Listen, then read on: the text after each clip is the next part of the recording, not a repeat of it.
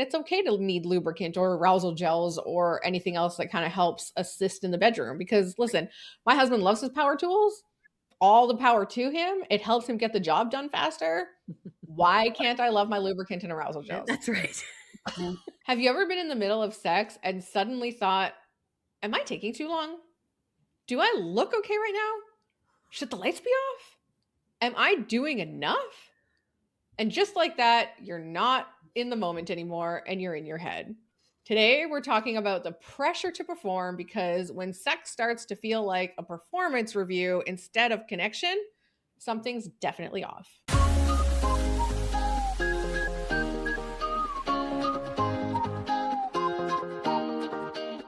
This is Taboo Talk, Not Safe for Brunch. I'm Coralie from Vancouver, and I love digging deep and asking the questions no one will. I'm Amber from Ontario. I'm blunt, cut through the fluff, and get straight to the point. And I'm Vicky from Manitoba. I'm all about real connection because intimacy starts with trust. Let's get into it. So before anything shuts down physically, it usually starts mentally. So let's talk about what's actually happening in your brain when you feel the pressure in the bedroom. And I'm laughing because we were just talking about some really crazy examples of the things that we worry about. So let's talk about performance anxiety. Does it trigger some stress and a negative response? I feel like performance anxiety might be more of a masculine male thing. I correct me if I'm wrong. I've never felt performance anxiety. I'll say that I have sometimes when I feel like my body isn't reacting as easily as it usually does, because it doesn't take me long, but every now and then, especially in menopause, it feels like the fucking planets have to align or something to make it happen. And so I'll get in my head about that. But yeah, I don't think it's something in general that women deal with as much as men. I think there's a lot more pressure on them. Unless you're single. Do tell. All right, do tell. So I think that there definitely is some periods of wanting to make sure, because you're learning a new person's body possibly. Am I doing the right things? I really like you show me, I'll do it kind of thing, because everybody likes a different rhythm or speed or touch or strength or grit. Like, just show me how you like it. I promise I'm a great student. But in the meantime, sometimes that is problematic. And I definitely think, am I going to do this the way they like? And are they going to be as strong as I am and be able to redirect properly? So yeah, I think as a single person, I get it. When I was in a relationship, you listen, if I didn't perform today, suck it up, friend. Like, maybe tomorrow. Fair enough. I'm glad you brought that point up, because now that you think about it, it's like, oh yeah, you're totally right. Yeah. So maybe it's more of less of a male female thing. It's more of a partnered. Yeah. How comfortable are you together already? What does that look like? Right. Yeah. And are you good communicators? Because that makes a difference too. Because you can be with a new partner who's a great communicator and can redirect and adjust and modify and, have a sex decompress after, so that you can kind of figure out what to do next time. Those are all great qualities, and both parties could take note. Yeah. Sometimes it's just like, sorry, honey, that I was bad today. Like, I'll make up for it next time. Totally. Like, yeah, absolutely. Just wasn't in it. My arm is so tired. My jaw is right? Yeah. Try breaking your dominant wrist. Just saying, you gotta adjust and modify. So the other thing that can happen too, of course, is that your cortisol rises. And when your cortisol rises, your arousal drops. So that anxiety, that anxiousness, it doesn't serve us, right? So and we talk about cortisol a lot just because it's such an incredibly powerful shift that can happen with that in all kinds of places in our lives. What about spectatoring? Sort of watching yourself instead of experiencing the moment. Anybody? That's why I don't like mirrors in the bedroom. I will just stare at myself the whole time. Would you? No. I'm like, no. Yeah. I don't want to look. I don't want to look. I can't stop. That's all. And impulse control. No mirrors. That's fair. Yeah. That's fair. I have definitely been with men who want to watch themselves. So yeah, I find that I don't know if I know a lot of women that feel that way. I'm really glad that you said that, because I don't know that I would have assumed that. Well, it's exciting if you go to a hotel, and it's something different and unique, but it's not something that I would want like above my bed, One of those like cheesy Yeah. Vegas hotels with the mirror above your bed. That's Like, exactly Totally. what I'm thinking. I think but that not an it would, everyday thing. Okay, fair enough. it would just create this performative feeling that I probably wouldn't love. Well, there's the performance anxiety right there. Mhm. And then it's not a double-sided mirror. Like, hello. Oh God. Don't even get me started. Hotels, good God. You're trying to tap it to see if your finger touches or not. So studies suggest that roughly 25 to 30% of men report sexual performance anxiety at some point. And I do agree with that. I would almost suggest that that's higher. Yeah. I would think so too. Yeah. And I think it's really hard, studies like that where people are just giving their opinion and there's not like a blood pressure, like there's not some sort of body test. You really gotta Know yourself, be really honest. comfortable. Yeah. And be comfortable being honest and understanding that like it's anonymous. Yes, the person who's doing the study may in some cases know because they're depending on the study, but it's not like it's going to be on your freaking Instagram. Right. So, no one's going to Right. I think that there's some anxiety in bringing up your anxiety as a part of the conversation too. But I think that there is a way to say, I want to ensure that your pleasure is taken care of, or I want to ensure. That's different than saying, I'm really nervous because I think that I don't stay hard long enough, or I don't get wet enough. If, whatever that might look like, I just think that there are ways to say, I want to make sure that I'm performing well for you. So, it's just, again, it's just a conversation, people. But yeah, I would suggest that that's higher, 25 to 30% of men. That feels quite low to me, actually, in my most recent experience. Because it's even just saying at some point. It's not saying all the time. Right. It's at some point. So yeah. And it could be at the beginning of the relationship until you kind of get things figured out. Or maybe if you're in a blip in your relationship, right? And then all of a sudden it doesn't feel so intuitive anymore. And then you do sort of take a moment. Yeah. Anyway, I thought that was interesting.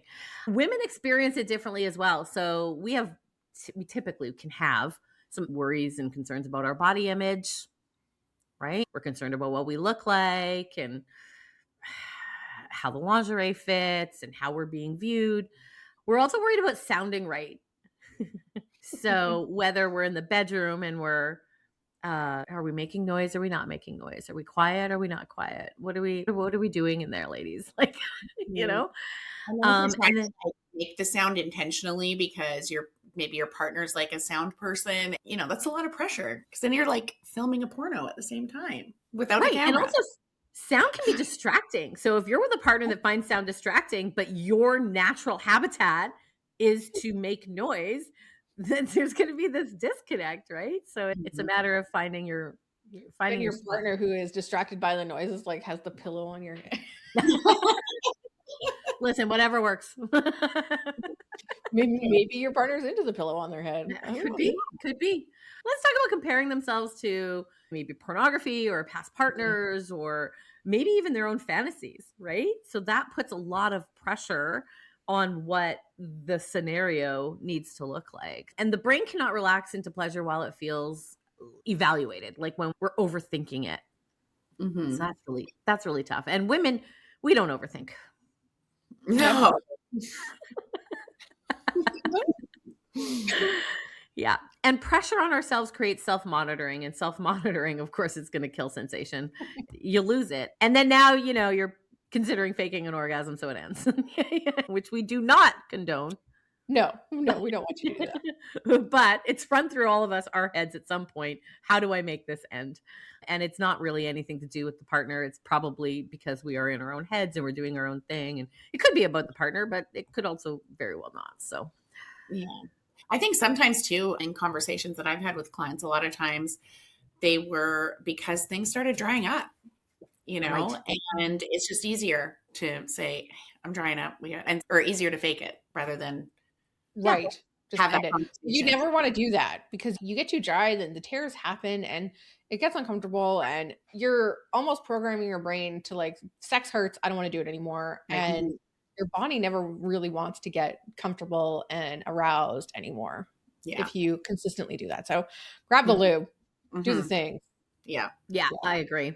And once that pressure takes over mentally, it doesn't just stay there. It just starts changing how your body responds to everything, like you said. And you dry up, you do the things. So that's where it gets really frustrating. It's interesting too, because the body is wired for pleasure, but only if the body feels safe. So if you feel judged, if you feel like you're being evaluated, your nervous system is going to shift, your cortisol is going to go up, you're going to get inflamed, and that's going to change everything. It's not the fire you want in the bedroom. When your stress goes up, first of all, it's going to reduce blood flow to the genitals. And especially for women, we need 20 minutes to get the blood there. Try to keep your stress low by taking some tips from this to reduce the performance anxiety, because that anxiety too, when you have the lack of blood flow, it's going to make someone with a penis have difficulty maintaining an erection, delayed orgasm for anyone, vaginal dryness for someone with a vagina, and pain during intimacy. A lot of times people, when they say that they're feeling pain, it's because of dryness and because they're tense. So add the lube, like we were saying, and try and figure out, I think it's important to try and figure out what is stressing you out. Like, why can you not just get into the moment? 40% of women report difficulty reaching orgasm, and that is without the added pressure, right? So the pressure is going to intensify that. Making your sex goal-oriented can also really create that performance pressure. Focusing only on the orgasm and treating the orgasm like it's the finish line.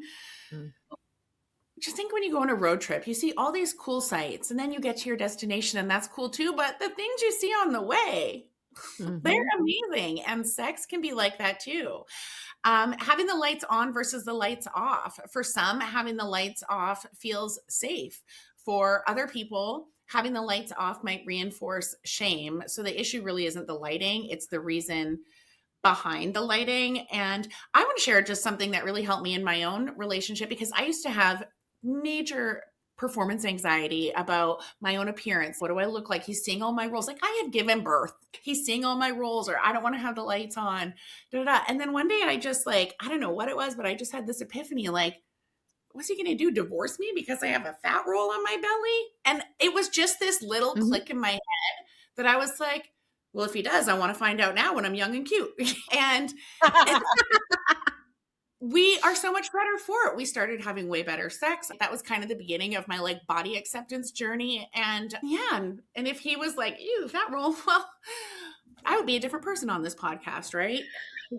Listen, try and getting divorced at 50. All right.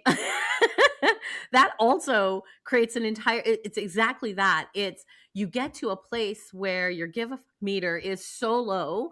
And, I don't look at bodies. I look at people. I look at personalities. How do you make me feel? What is that? All of those things. And I find myself attracted to human beings, not bodies. And I think that does come with age. But I also find that I just don't care. If you don't like me, then I'm sure there's a roster. Like, it's fine. Well, I mean, like Coralie said, I'd rather find out sooner than later. Right. Why waste my time? No. Totally. Yeah. I'm not going to be butthurt about it. I just feel like we put a lot of pressure on ourselves thinking that we have to be young and cute, just like you said, right? I hate that. I hate that we feel like this is what I need in order to attract somebody. No, it's exactly the opposite. You need to be a good person. You need to have a good personality.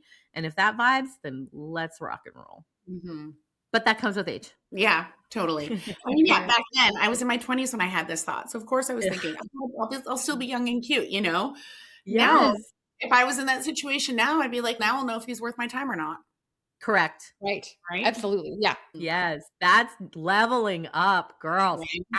Love it so much. Yes. This pressure, it doesn't start for us in the bedrooms. It starts with what we were taught sex was supposed to be, with the movies, TV, relationships that we've had modeled for us. That's where it all begins. So we didn't grow up with healthy conversations about intimacy. Most of us got silence, shame, or unrealistic expectations. So let's talk about where the pressure actually comes from and how to stop carrying it. And I think one of the biggest things is porn and media creating unrealistic expectations, like body standards, endless stamina, instant arousal. man, like when I watched porn and it was like the girl is like screaming and I'm like, okay, that's how I do it. Ah, interesting. It was a Right? tutorial for you. I was like, I gotta scream loud because it sounds really good. Like, Yeah. no, you don't. Maybe something's wrong with me because I don't want to scream loud because it doesn't feel good enough for me to scream loud, right? Like Yes. something's wrong with my body. Most of the time, I'm sure you guys have experienced this as well. Most of the time when women come to us to talk that, about say not having an internal orgasm, they think it's them. They think something's wrong with them. And we know that's rarely the case, right? Yeah. Also, can we hit on this endless stamina? Oh my God. We don't want you to go on forever. Like, I exercise, ring closed, and I'm good. yeah, like it's fine. I think that is something certainly that men hold on to, is that they're supposed to be pounding it out forever. And no, that's, again, Corley said it. We need 20 minutes of lots of foreplay. Focus there. The porn stars and the TV stars and the movie stars of now, they look so different than what we grew up with, right? People still were more human looking. Everyone had differences. Now everyone gets surgery and everyone looks the same. Everyone looks very similar and they look stunningly gorgeous. All of them. They're all stunners. There's not sort of that everyday sort of beauty anymore because of all the pressure that those people are feeling to look like everyone else and to be a 10 out of 10 at all times. And I think that the movie stars and all those people of the days of yore were stunning as well, but just it's all changed now. Yeah, I'm going to let everyone else take one for the team on that one. Yeah, sure. You don't eat and exercise like you're going to die if you don't.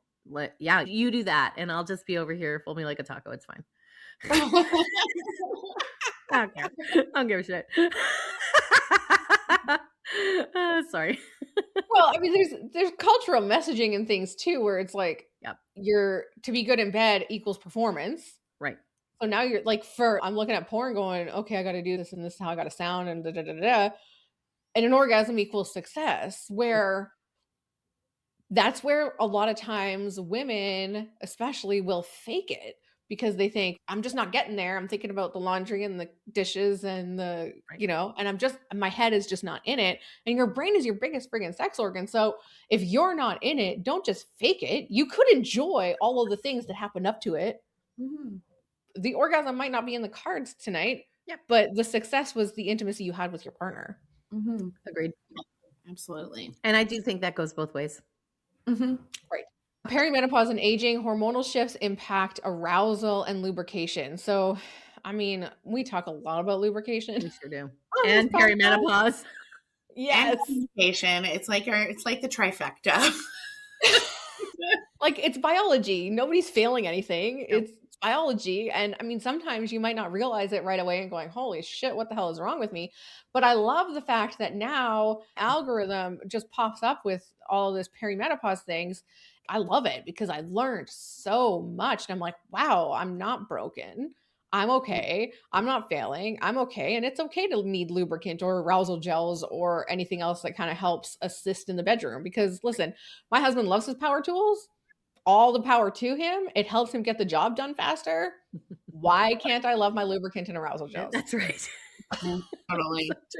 No one's building a house with a hammer anymore. They're getting a nail gun. That's exactly.